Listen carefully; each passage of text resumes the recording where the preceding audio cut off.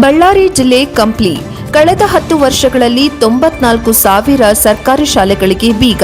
ದಿನ 25 ಸರ್ಕಾರಿ ಶಾಲೆಗಳು ಮುಚ್ಚಲ್ಪಡುತ್ತಿವೆ. ಭಾರತ ಸರ್ಕಾರ ಶಿಕ್ಷಣ ಕ್ಷೇತ್ರದಲ್ಲಿ ಆಘಾತಕಾರಿ ವಿಷಯ ಪ್ರಕಟಿಸಿದೆ.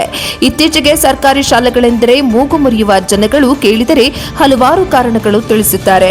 ಕಾರಣ ಒಂದೇ, ಸರ್ಕಾರಿ ಶಾಲೆಗಳಲ್ಲಿ ಪಾಠ ಸರಿಯಾಗಿ ಹೇಳಿಕೊಡುತ್ತಿಲ್ಲ. ಪೋಷಕರು ತಮ್ಮ ಕೈಲಿ ಆಗದಿದ್ದರೂ ಸಾಲ ಸೂಲ ಮಾಡಿ ಖಾಸಗಿ ಶಾಲೆಗಳಿಗೆ ಸೇರಿಸುತ್ತಿದ್ದಾರೆ. ಇದಕ್ಕೆ ಕಾರಣಗಳನ್ನು ಹುಡುಕುತ್ತಾ ಹೋದರೆ ಹಲವಾರು ಸಿಗಬಹುದು. ಬೆಳಿಗ್ಗೆ 9:30 ರಿಂದ ಸಾಯಂಕಾಲ 4:30 ಶಾಲಾ ಅವಧಿ. ಇದರಲ್ಲಿ ಹಾಲು ವಿತರಣೆ, ಮೊಟ್ಟೆ, ಬಾಳೆಹಣ್ಣು ವಿತರಣೆ, ಬಿಸಿಯೂಟ ವಿತರಣೆ, ಉಸುಳಿಕಾಳು ವಿತರಣೆ. ಈ ವಿಷಯಕ್ಕೆ ಸಂಬಂಧಿಸಿದಂತೆ ಮೊಟ್ಟೆ ಸರಿಯಾಗಿಲ್ಲ, ಬಾಳೆಹಣ್ಣು ಸರಿಯಾಗಿಲ್ಲ, ಬಿಸಿ ಊಟದಲ್ಲಿ ಹುಳು, ಹೀಗೆ ನಾನಾ ರೀತಿಯಲ್ಲಿ ಪೋಷಕರಿಂದ ದೂರು. ಇದರಲ್ಲೇ ಸಮಯ ವ್ಯರ್ಥ. ಇದರೊಂದಿಗೆ ಶಿಕ್ಷಕ ಮಾತನ್ನೇ ಕೇಳದ ವಿದ್ಯಾರ್ಥಿಗಳು.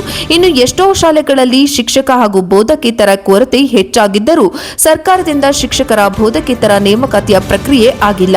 ಹೀಗಿದ್ದರೂ ಸರ್ಕಾರಿ ಶಾಲೆಗಳಲ್ಲಿ ಶಿಕ್ಷಕರು ಕಾಯ ವಾಚ ಮನಸ ವೃತ್ತಿಗೆ ದ್ರೋಹ ಬಗೆಯದಂತೆ ಕಾರ್ಯನಿರ್ವಹಿಸುತ್ತಾ ಬಂದಿದ್ದಾರೆ. ಕಂಪ್ಲಿ ತಾಲೂಕಿನಲ್ಲಿ ಕೆಂಪು ಬಸ್ಸು ಕಾಣದ ಗ್ರಾಮ ಎಂದೇ ಖ್ಯಾತ ಹೊಂದಿದ ಚಿಕ್ಕಜಾಯಿಗನೂರು ಗ್ರಾಮದ ನೇತಾಜಿ ಸುಭಾಷ್ ಚಂದ್ರ ಬೋಸ್ ಸರ್ಕಾರಿ ಪ್ರೌಢ ಕನ್ನಡ ಮಾಧ್ಯಮ ಶಾಲೆ. ಈ ಶಾಲೆಯ 9ನೇ ತರಗತಿಯ ಕೊಠಡಿಯಲ್ಲಿ ಪುಟ್ಟ ಪಕ್ಷಿಯೊಂದು ಮೊಟ್ಟೆ ಇಟ್ಟು ಮರಿಯನ್ನ ಮಾಡಿ ಅಲ್ಲೇ ವಾಸಿಸುತ್ತಿದೆ. ಇದನ್ನು ಗಮನದಲ್ಲಿಟ್ಟುಕೊಂಡು ವಿದ್ಯಾರ್ಥಿನಿಯರು ಸ್ವಂತ ಕವಿತೆಯನ್ನ ಇಂಗ್ಲಿಷ್ನಲ್ಲಿ ಬರೆದಿದ್ದು ಮೆಚ್ಚುಗೆಗೆ ಪಾತ್ರವಾಗಿದೆ. ಸರ್ವ ಶಿಕ್ಷಕರ ಪರಿಶ್ರಮವಿಲ್ಲದೆ ಕನ್ನಡ ಮಾಧ್ಯಮ ಶಾಲೆ ಮಕ್ಕಳು ಆಂಗ್ಲ ಭಾಷೆಯಲ್ಲಿ ಕವಿತೆ ಬರೆದಿರುವುದು ಎಂದರೆ ಸಾಮಾನ್ಯ ವಿಷಯವಲ್ಲ. ಹಾಗೆ ಕನ್ನಡದಲ್ಲಿ 99% ಪಡೆದ ವಿದ್ಯಾರ್ಥಿಗಳು ಇದ್ದಾರೆ. ಹೀಗೆ ಎಲ್ಲಾ ಸರ್ಕಾರಿ ಶಾಲೆಗಳಲ್ಲಿ ಸಾಧನೆ ಮಾಡುವ ವಿದ್ಯಾರ್ಥಿಗಳನ್ನು ಹಾಗೂ ಸಾಧನೆಗೆ ಪ್ರೇರಣೆ ನೀಡುವ ಪ್ರತಿಭಾವಂತ ಶಿಕ್ಷಕರನ್ನು ಕಾಣುತ್ತೇವೆ. ಮುಖ್ಯವಾಗಿ ಸರ್ಕಾರಿ ಶಾಲೆಗೆ ಶಿಕ್ಷಕರಾಗಬೇಕೆಂದರೆ ಸ್ಪರ್ಧಾತ್ಮಕ ಪರೀಕ್ಷೆಯಲ್ಲಿ ಉತ್ತೀರ್ಣರಾಗಬೇಕು. ಇಲ್ಲವಾದರೆ ಖಾಸಗಿ ಶಾಲೆಯಲ್ಲಿ ಸೇವೆ ಮಾಡಬೇಕು. ಶಿಕ್ಷಕರಿಗೆ ಸ್ವಲ್ಪ ಗೌರವವನ್ನ ನೀಡಿದರೆ ಮತ್ತೊಂದು ಮಟ್ಟಕ್ಕೆ ಒಯ್ಯುವುದರಲ್ಲಿ ಸಂದೇಹವೇ ಇಲ್ಲ ಎನ್ನಬಹುದು.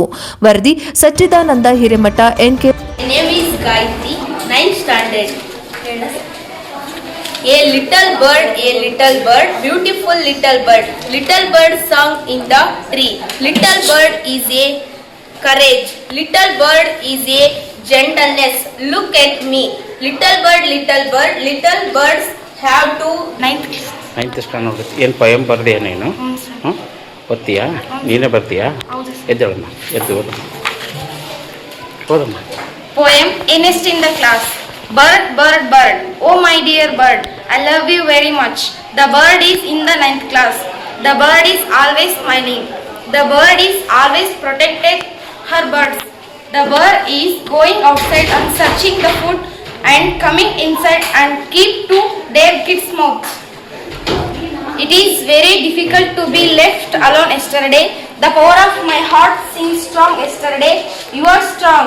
Everyone is strong. You build a nest like this. Call me the flower of peace. Oh my beloved is very beautiful. Yesterday the 4 stones of the forest were strong. Stand still and you will be strong. The birds stand strong.